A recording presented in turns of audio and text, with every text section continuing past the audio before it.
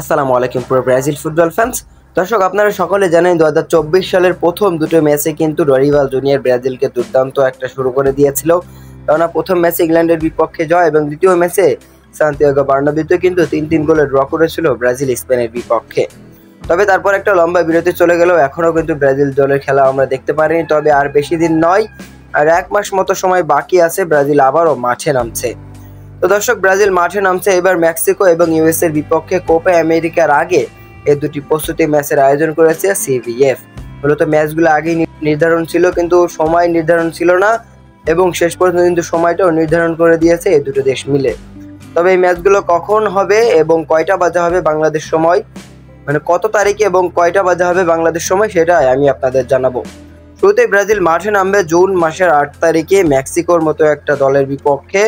সেটা হলো 8 তারিখ সকাল 6টা বাজে বাংলাদেশ সময়। আমি আবারও বলছি, 8 তারিখ সকাল 6টায় ব্রাজিল মাঠে নামবে মেক্সিকোর বিপক্ষে।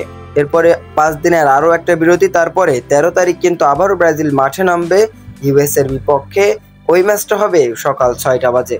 তো বুঝতেই পারছেন, ব্রাজিলের নেক্সট দুটি ম্যাচ কিন্তু আমাদের জন্য অনেক সহজ হয়ে গেল দেখা, কেননা সকাল 6টা বাজে ম্যাচ হলে সমস্ত ভক্তরা কিন্তু ম্যাচগুলো দেখতে সুবিধা পাবে।